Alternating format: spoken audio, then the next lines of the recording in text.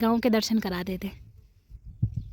तो पूरे घर तो नज़र नहीं आ रहे, थोड़े बहुत ही घर दिख रहे हैं। अपनी तरफ से तो हम सभी लोगों ने जितना मेहनत कर सकते उतना करते ही है। पहले बहुत आलू प्याज खाया है यहाँ से, लेकिन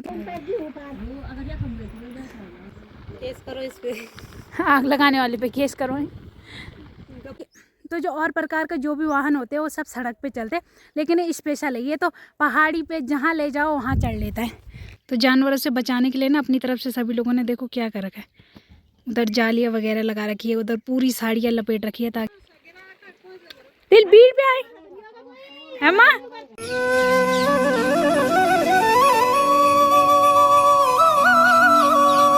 जय माँ भगवती दगड़ियों, कैसे आप सभी लोग? आशा करती हूँ स्वस्थ होंगे, मस्त होंगे। मैं साक्षी जोशी स्वागत करती हूँ आपका आज के नए ब्लॉग में पौड़ी जिले के बुढ़ाकोट गांव से। तो ब्लॉग की शुरुआत हो रही है दिन के 11 बजे से और ब्लॉग की शुरुआत हो रही है घट्टू साइड से। तो अभी आ गई मैं सब्जी मंडी में और आज घट्टू साइड सुबह सुबह आ गई। तो सबसे पहले तो यहाँ पर गोबर की फंची लेके आई हूँ और पहुँच गई अपने खेत में। और आज मेरे साथ मेरी जो दगड़िया रहती है खेतों की वो आ रखी है। और आज दगड़िया पे 4 आँखें लग रखी है और 4 आँखों से दगड़िया ज़्यादा काम करेगी। है दोस्त, सही से दिख रहा है? हाँ देख तो रहा है, थोड़ी थोड़ी थोड़ा थोड़ा और पानी से भर रहा है। अच्छा, पानी आ रहा है आँखों में? आंखों में पानी आ रहा है। तो चश्मे लगाने का कुछ तो फायदा हो रहा है ना? अरे क्या फायदा होगा, थोड़ा थोड़ा। अच्छा, तो आज हम आ रखे हैं यहाँ पे लहसुन की गुड़ाई करने के लिए। तो ठीक हो रखा है लहसुन? हाँ बहुत खाई हूँ सो। बैल ने खा दिया? और क्या? तो अच्छा नहीं हो रखा मतलब? नहीं। हाथ में लगेगा कि नहीं लगेगा लहसुन? फिर आ गया बैल। फिर आ गया? और तो आजकल ना एक बैल आ रखा है हमारे यहाँ, उसने सारा बर्बाद कर दिया है। तो अब थोड़ा थोड़ा बचा है, अगर वो फिर से आ गया तो सब खत्म। तो इसमें हमने थोड़ा सा पालक वगैरह भी डाल रखा था, उसको निकाल रहे हैं। तो पालक क्यों नहीं रख रहे तुम इसमें? खा लिया बैल ने, क्या रखना वो? अब कुछ नहीं रखना? नहीं। कुछ मटर भी दिख रहे हैं इसमें बैल के लिए। बैल के लिए? तो देखो लहसुन के पत्तों की ना जो मुंडियाँ उसने साफ कर रखी है, कुछ पत्ते सही है और यहाँ बीच बीच में ना कुछ मटर भी हो रखे हैं। तो क्या फ़ायदा इतनी सारी चीज़ें बोने का, अब बैल तो कुछ रखेगा नहीं। बाकी घट्टू साइड हम 2 आ रखे हैं यहाँ पे, और नीचे साइड तो कोई भी नज़र नहीं आ रहा, और ऊपर भी है शायद कोई, यहाँ से पता नहीं चल रहा। और इतनी तेज़ धूप लग रही है ना घट्टू साइड में। अब आई हम 11 बजे रहे हैं, दादी तो थोड़ा पहले आ गई थी मेरे से और मैं दादी से थोड़ा पीछे आई, और अब लगते हैं काम पे। और इतनी तेज़ धूप लग रही है ना, मेरे तो गले में भी इतना ख़तरनाक दर्द हो रहा है। बाकी इन 2 क्यारियों की गुड़ाई करनी है हमें, इसकी भी और इसकी भी। तो इस वाले खेत में स्पेशल हमने पालक बो रखा था खाने के लिए, लेकिन बैल ने कुछ नहीं रखा। तो थोड़ा घट्टू साइड का आसपास का व्यू बताते हैं और उसके बाद अपने काम पे लगते हैं। तो ये रही हम लोगों की सब्ज़ी मंडी। तो यहाँ सब्जियाँ वगैरह होती हैं आजकल, तो लहसुन और पालक और धनिया और मटर वगैरह ही बो रखे हैं लोगों ने, और तो कुछ नज़र नहीं आ रहा। फिर जिस टाइम पे मिर्च होगी उस टाइम पे होगी सब्जी। बाकी बिल्कुल है तलिया के सामने ही है, तो वो रहा तलिया मार्केट। और इतना दूर है हमारे गांव से घट्टू साइड, तो वो रहा हमारा गांव। तो वहाँ से यहाँ आ रखी हूँ मैं गोबर की भंजी लेके, और कुछ घर ये रहे हमारे गांव के। बाकी थोड़ा बहुत बराड़ीदार गांव वालों के दर्शन भी करा देते, गांव वालों के नहीं सॉरी, गांव के दर्शन करा देते। तो पूरे घर तो नज़र नहीं आ रहे, थोड़े बहुत ही घर दिख रहे हैं।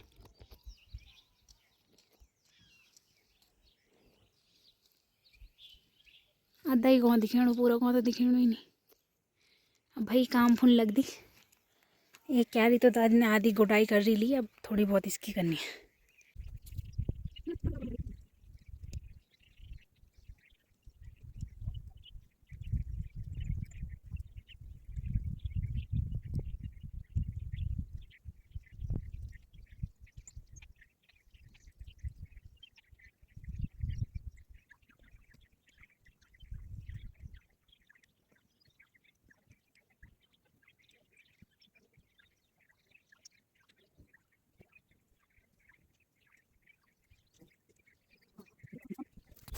तो अब जाके दोनों क्यारियों की गुडाई कर दी, तो थोड़ा बहुत ठीक लग रही है खेत।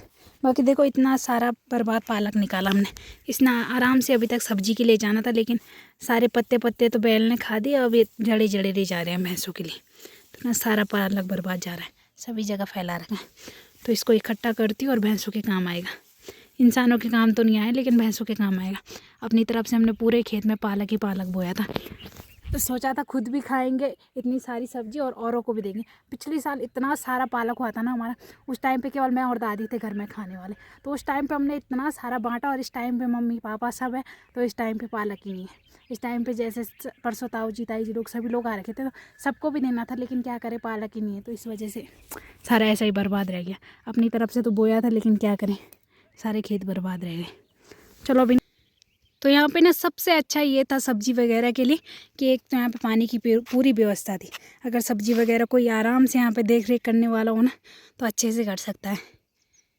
अपनी तरफ से तो हम सभी लोगों ने जितना मेहनत कर सकते उतना करते ही है। पहले बहुत आलू प्याज खाया है यहाँ से, लेकिन क्या करें अब जानवर कुछ ही नहीं रख रहे, तो जानवरों से बचाने के लिए ना अपनी तरफ से सभी लोगों ने देखो क्या कर रखा है।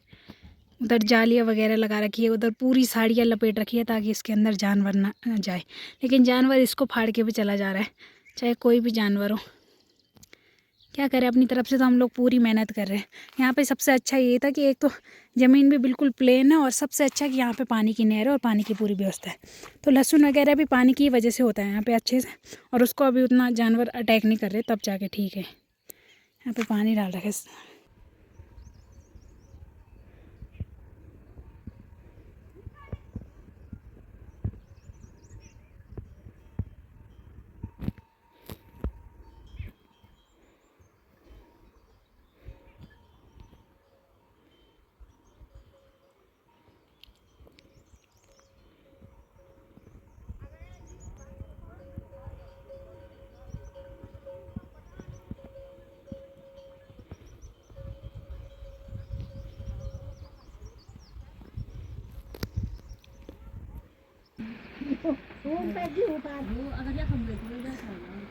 जूं इके पुंगड़ा जी गेहूँ को पता ही भी नहीं चलना।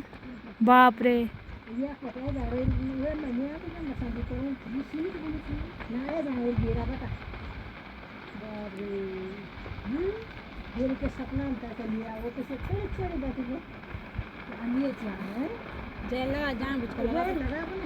अरे वो जरा लाग ना हो तब अपी हवल फैलेगा। सरक खेत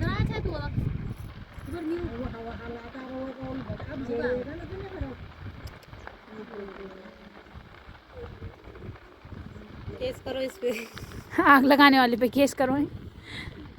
तो यहाँ पे खेतों में फिल्म चल रही है और दर्शक गण यहाँ से आनंद ले रहे हैं। दर्शक गण कुछ नहीं कर सकते, वो बस यहाँ से आनंद ले रहे हैं।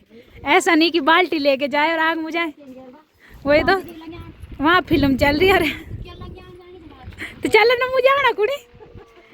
अगर पहले की बात रहती ना, जब घास की कमी रहती तो सब ने जाना था, है ना। अगर घास की कमी रहती तो जान चो लोग, तो सारे गाँव जान चो आग मुझाना।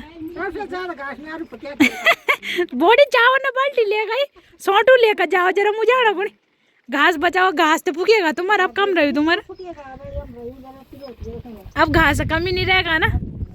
हमारे यहाँ लोग पहले ही खुम बचा देते हैं ना, खुम ऐसे स्टोर को घास को स्टोर कर लेते हैं ऐसे। तो ये सारा घास जब स्टोर किया है तभी तो उस घास की कोई टेंशन नहीं हो रखी।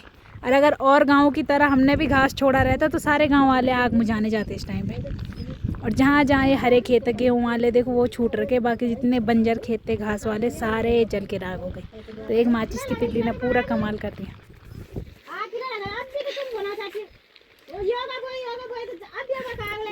मतिल लगा गई तिल बीड़ पे आई है माँ, तिल बीड़ पे आई।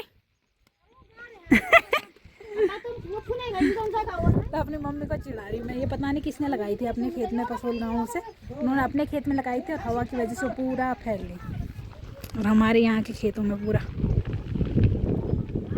तो आज ऋतिक की गाड़ी के फिर से दर्शन हो गए। और आज देखो एक साइड का टायर किससे बना रखा है उसने, जो चकला बेलन नहीं होता उसके चकले से, और दूसरा तार से, और ऊपर हैंडल पाइप से। रिम रिम मतलब ये रिम है, उसका रबड़ पता नहीं कहाँ गया। अच्छा, तो रबड़ लापता हो गए। अब रिम मुझे तो पता है ही नहीं ज़्यादा गाड़ियों के बारे में, लेकिन मैं ऐसे देख रही हूँ। जरा ऋतिक वहाँ पे चलाया जरा, जहाँ पे दिखे भी है गाड़ी, घास में तो दिख ही नहीं रही। हाँ बस। और तो जो और गाड़ी तो जो और प्रकार का जो भी वाहन होते हैं वो सब सड़क पे चलते हैं, लेकिन ये स्पेशल है, ये तो पहाड़ी पे जहाँ ले जाओ वहाँ चढ़ लेता है। तो इस गाड़ी की खासियत यही है। चल बरी तो ढूंढी जाओ शीता जरा ढूंढ जनी उकाल चढ़ो जनी एक्सीडेंट होएगा चले। तो और गाड़ियाँ तो आप लोगों ने सड़क पे ही चलती हुई देखी होगी, लेकिन ये तो कहीं पे भी चली जाती है। चल बरीती कितने रुपए सवारी है फिर? बुकिंग क्या चल रही है फिर? 5 रुपये सवारी। अब बुकिंग क्या चल रही है? 10 रुपये बुकिंग। इतना सस्ता होगा मिलन तुम थे बल कर दे। तो अभी टाइम रात के 8 बज रहे, खाना पीना हमारा सब कुछ हो गया, बाकी तबीयत भी धीरे धीरे ज़्यादा ख़राब हो रही है। तो आज ऐसा महसूस हो रहा है बिल्कुल कमज़ोरी जैसा, तो बुखार आने के लक्षण लग रहे हैं। बाकी जुकाम वगैरह तो अब धीरे धीरे चल ही रहा है। और वैसे तो मैं भी ये दवाई खाऊंगी, लेकिन ना मेरा ऐसा होता है जब तक जुकाम बुखार वगैरह पहले एक बार अच्छे से हो ना जाए ना, तब तक कितनी भी दवाई खा लो असर नहीं करती। उसने पहले पूरा लगना ही लगना है जुकाम में, उसके बाद दवाई खाओ तब असर होगा। तो अभी तो खाऊंगी जुकाम वगैरह की दवाई, तो तब थोड़ा बहुत ठीक लगेगा। बाकी कल शिवरात्रि है, तो मुझे लगता है शिवरात्रि के लिए हालत ख़राब रहेगी। मैं बड़ी खुश हो रखी थी कि शिवरात्रि का व्रत आ रहा है, लेकिन वैसे तो मैं रखूँगी, बाकी तबीयत का देखेंगे तब जो भी होगा। बाकी शिवरात्रि वाला व्लॉग जो भी बनेगा वो आप लोगों को परसों देखने को मिलेगा। ये वाला व्लॉग आपको शिवरात्रि के दिन देखने को मिलेगा। तो उस शिवरात्रि की शुभकामनाएं मैं आप सभी लोगों को पहले ही दे देती हूँ। तो आप सभी लोगों को मेरे और मेरे परिवार की तरफ से महाशिवरात्रि की हार्दिक शुभकामनाएं।